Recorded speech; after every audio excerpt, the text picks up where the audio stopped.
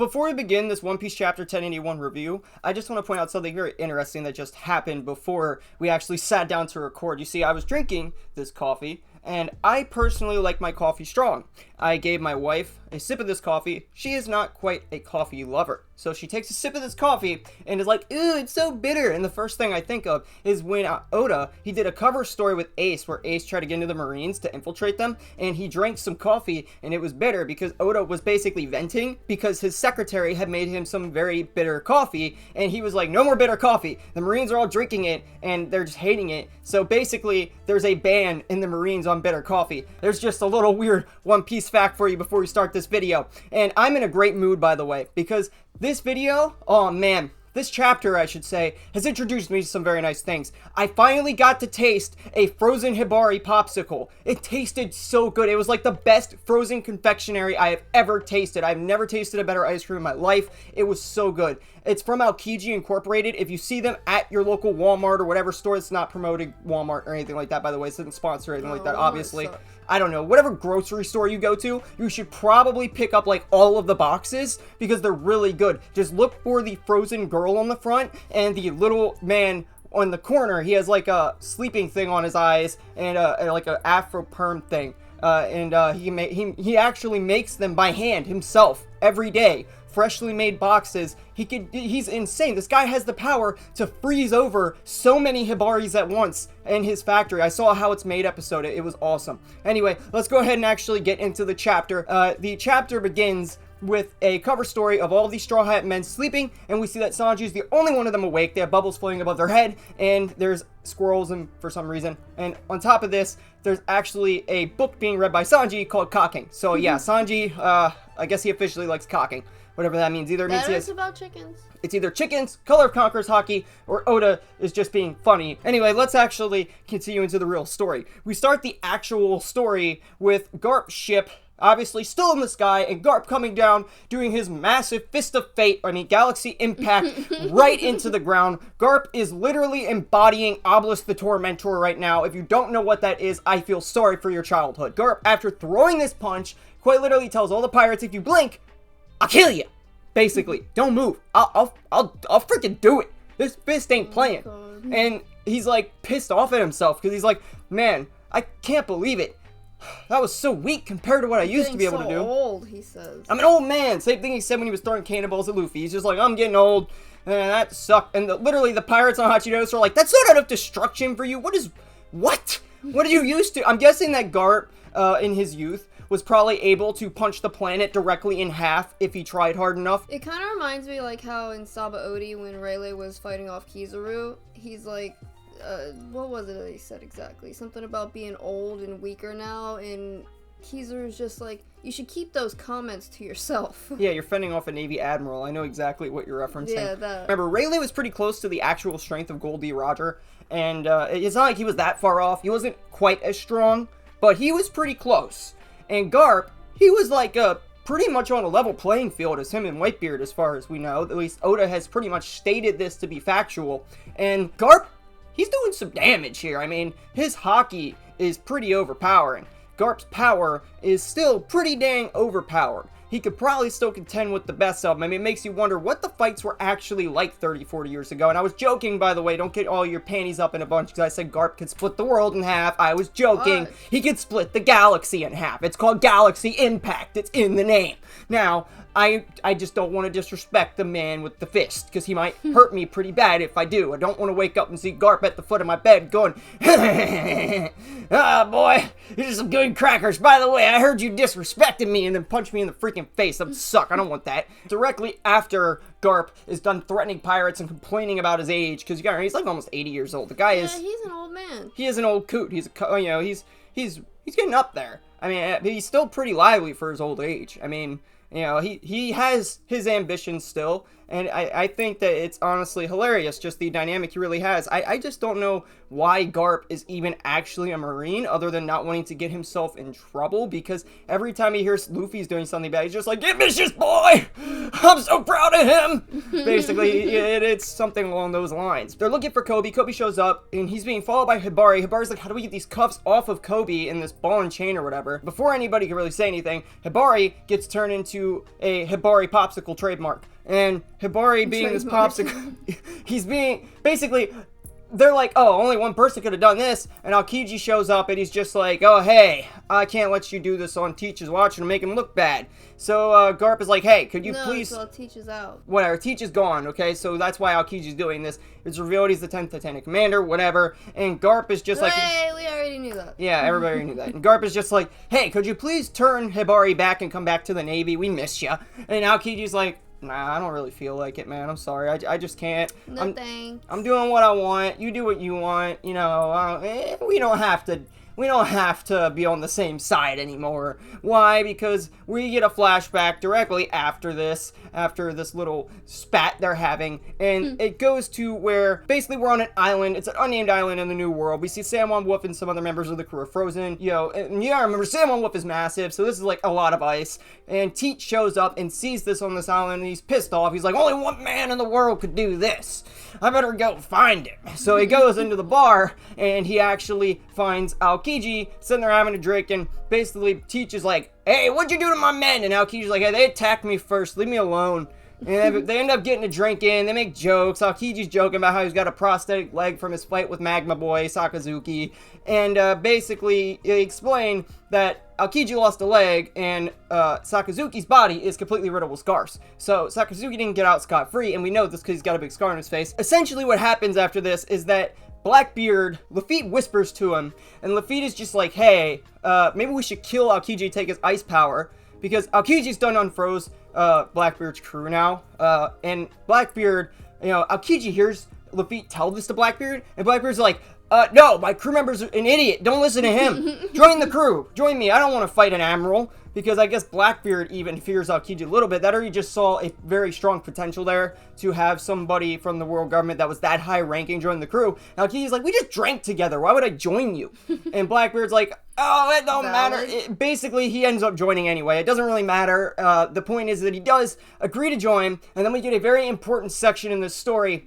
And this important section is where the man with the burn scar is brought up again. People were assuming the man with the burn scar was Saul. Now I'm not so sure. There's a lot more theories floating around. I think all of you are wrong because I looked very, very closely at the ship. Like, I took the ship, I zoomed in on it, the black silhouette. By the way, whoever owns the ship has the Last Row Poneglyph, can make whirlpools. Blackbeard didn't know where the Zo Poneglyph was at this time, but Luffy did find it. Now he has all three because of what happens at the end of this. I guess I spoiled that a little bit. But basically, Blackbeard asked Aokiji about the man with the burn scar, and Aokiji is basically like, maybe I'm the man with the burn scar, because the man with the burn scar, yeah, apparently he can make whirlpools, which they chalk up to maybe being a devil fruit power, which would not really make sense since the sea hates devil fruits, but at the same time, I mean, it doesn't mean something like that couldn't exist. No, but regardless of whatever the power is, if he has like an ocean fruit, or like a umi, like the umi no mi or something, whatever, you would think that Emu would have that because Emu backwards is umi, but it doesn't really work in Japanese that well, so I wouldn't actually put your money on that,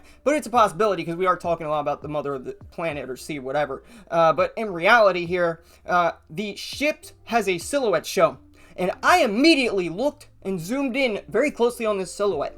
And I know Oda's silhouettes could sometimes be misleading, but I looked very hard at this. And there is a lot of similarities, and supposedly the ship's all black, but that doesn't mean anything, because there's a lot of similarities to a certain pirate that we all know, but know nothing about, and that Blackbeard actually emulates. And it would make a lot of sense if this pirate was the one that owned this ship, and that would be Roxy Quebec. Why do I say that? Because Roxy Quebec literally has a skull on the front of his ship that looks very close. I will show you a side-by-side. If you can see it, it could be Pareidolia, but I'm pretty sure it's actually meant to be there because I zoomed in as far as I could, and there's very clearly, I'll try to circle it before I actually put this thing up on the screen, but if you look very closely at the ship, there is a skull on it that looks an awful lot like the one that Rox has. The banner on the ship, Rox has a black banner. This banner looks very similar to Rox's ship, at least the portion we got to see. So there's a strong possibility that the man with the burn scar could be Rox. How he got the burn scar, I don't really know, but we have to remember there was a lot going on in God Valley. For all we know, maybe Garp or Roger somehow gave him a burn scar. We don't really know what happened there yet. So until we get information there, which I'm sure we will later in the God Valley flashback,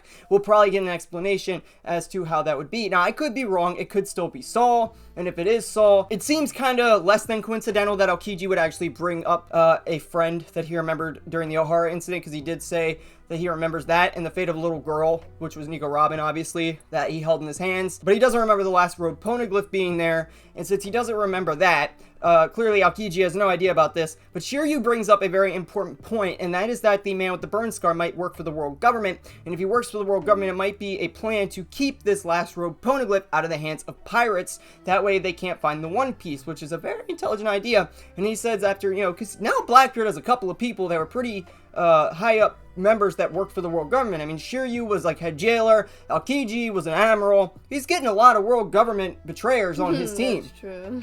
Yeah, Luffy's got none yet. I mean, it is what it is. I mean, it just seems like the Blackbeard is trying to steal the most powerful members of the world government to fight back against the world government later on, because his goal is obviously to be king of the world. We cut from here back to the fight between Aokiji and Garp after this flashback, and in this fight, Aokiji tries to freeze Garp with an ice ball, but Garp immediately breaks out, grabs Aokiji, and uses an attack called Blue Hole, another very, very impressive overpowered attack. And he throws Aokiji straight into the ground, and it's like the ground just opened up around Aokiji. Like, Aokiji looks like a hot dog going down a hallway. It's quite literally that crazy. Like, the attack is just nuts. Aokiji's on his way to the center of the planet. I don't know if he's coming back, because I think he's going to melt just like freaking Kaido and Big Mom. Not going to be wrong. The fight's probably not over yet. I'm sure he'll find his way back out of the hole. After this, though, we get into the very important part of this chapter, and that is what happened with Law and Blackbeard. The whole reason you probably clicked on this video, according to the thumbnail anyway. And the conclusion of Law and Blackbeard is that Law has lost this fight. Law's on the ground. He lives! Yes, he's not dead. And he clearly put up a pretty good fight against Blackbeard. Probably a better fight, it seems, than what Eustace Kid put up against Shanks, obviously, because Eustace got one-shotted and Blackbeard's got blood dripping down his face, and he's panting and trying to figure out what he should do with the Appi Appi no Mi. Should he steal it from Law and use it for himself, which confirms the theory that Blackbeard can have at least 3 devil fruits. I think he could probably have more than that. I don't think there's actually a limit. He might even already have more than that. I think Blackbeard may actually be able to have as many devil fruits as he wants, and that would potentially make him like the ultimate threat at the end of this series, even more so than just having 3, because Haki obviously can negate it, but can Haki continuously negate like an absurd amount of devil fruit powers? I don't know. I mean, and I feel like the Yami Yami no Mi has a lot of potential to be like a pocket dimension inside of Blackbeard, because he sucks everything in. And if he has a pocket dimension just like Caribou does, where he could like store food and stuff, why wouldn't Blackbeard's gravity be able to steal a devil fruit demon and just hold it in there? If, like, say the person's dying or whatever. But it's still not confirmed that Blackbeard even needs a person to die in order to steal a devil fruit. So until we get more clarity, I'm not going to go too crazy on that. I guess that's true. But essentially, Blackbeard says some very key things in this little moment we have. And that is that, 1, he wants to know if he should steal it. 2, or if he should sell it because it's worth like 5 billion berries if I remember correctly. And 3, if Law can actually perform an eternal life surgery to make Blackbeard immortal. Blackbeard was actually interested in that immortality surgery, so we have to assume that Blackbeard is interested for a reason. There must be something behind this. Now, if we haven't really brought this up since Dressrosa, so it's actually really interesting that we're bringing it back up now, because Blackbeard, there must be a reason why he'd be interested. Doflamingo was the only other person that actually was. So maybe, Blackbeard's plan could be enhanced somehow by obtaining it. Blackbeard, maybe he wants to be Frieza. I don't know. Give me immortality. Basically, Beppo is still conscious, and he sees this.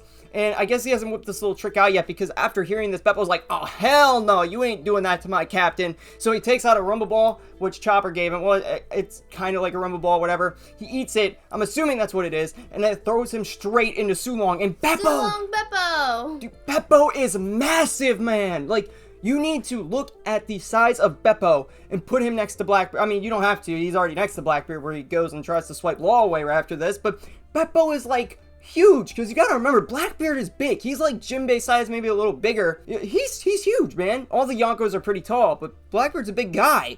And, he's not Whitebeard or Kaido or Big Mom big, but he's big. And he's taller than Luffy. He's like double his height. And Beppo is just like towering over him. Like, Beppo in Sulong is probably bigger than like Big Mom and Kaido. I wonder if it's like a overpowered type of Sulong because of the Rumble Ball. Yeah, kind of like how Chopper, when he goes into his big form. Into his monster form. It could be. And if that's the case, that's really cool that Chopper gave Beppo this upgrade. But it's not like Beppo sticks around to fight, even in this massive, monstrous form. Because Beppo immediately grabs Law and jumps into the ocean. Law's like, we can't leave the crew! What are you doing? And then Beppo's like, they'll be fine. We're from the North Blue. They'll be okay. Have faith in them, Captain. They dive to the bottom of the ocean. Chapter ends. All the crew is on the ground. The Heart Pirates submarine, the polar tang has been completely just snapped and ice destroyed. And basically, the narrator comes in and says that the Heart Pirates led by Trafalgar Law have been defeated. So that is where the story ends for this week. At least he gets to live, because that's what I'm saying. I'm fairly positive that Eustace Kid is dead. So at least Law lives, and he did better against Blackbeard than Eustace Kid did against Shanks, so we'll give him that. Now this could mean one of two things, either that Shanks is that much stronger than Blackbeard, or Law is that much stronger than Kid. I would think that Law and Kid are around the same level, but I can't really guarantee that. It's hard to quantify because they both have such different powers, but I think that the two of them together, both of them combined, make up a Yonko, basically is how I see it, because they did beat Big Mom. So I would say the two of them combined are Yonko level. Luffy's obviously the two of them combined power, whatever, maybe a little greater, whatever. It doesn't really matter. The point here is that Blackbeard did not put up as good of a fight against Law as Shanks did against Kid. As far as Kid, though, I still think that the same result would have happened with Blackbeard. I think that he probably would have put up a similar fight. I think that Blackbeard is not quite on that level. I think Blackbeard is a little bit weaker, okay, than Shanks. Probably a good bit weaker, but he makes up for it with the Yami Yami no Mi and other stuff now. I mean, but it's weird because he did manage to get a hit in on Shanks a while back, and Shanks was on his guard. Maybe Shanks has just gotten that much stronger since the incident, because this was a while back where Blackbeard managed this, and Blackbeard likes to let his guard down. I mean, we gotta remember, it didn't pull down. Luffy literally got a punch on him. Ace got hits on him. He does take damage. He's very careless. Law literally got hits on him. And for someone so careful, he is pretty careless. It's strange. He's too confident in himself, it seems. But he almost always ends up, he comes out on top every time, except for Warden Magellan. Warden Magellan put him in his place and almost killed him. I mean, he didn't die. Yeah, but he would have died if Shiryu hadn't saved him. That's what we got this week. Be happy, Law fans. Rejoice. Yeah, oh yeah, there's a break next week for Japanese Golden Week. But seriously, Law fans, you got lucky. This could have ended the same way that it did for Kid, and you guys got out okay. Honestly, I like Law, so I guess I fell in the category. I did not want Law to die. I would have been disappointed. He's obviously a fan favorite, and Kid probably doesn't have that same type of recognition as Law. Law is obviously the more popular. Kid. If people liked him that much, they wouldn't be calling him Eustace Captain Mid. I guess so, but still. Anyway, whatever. It doesn't matter. This isn't a popularity contest. The point is, Law lives. Eustace Kid annihilated. I doubt he's coming back. He might, because Oda does bring back characters occasionally, but lately he's been more willing to kill them. So yeah, he's been going crazy lately, hasn't he? He has. We'll see what happens. Obviously there's no chapter next week, so I guess when we see you guys again, it'll be in another video. We have several coming out, so look out for them. Until then, if you enjoyed this video, maybe like, share, comment, subscribe, and tap the bell, or maybe consider watching this other video popping up on screen right now. Anyway, peace. Bye.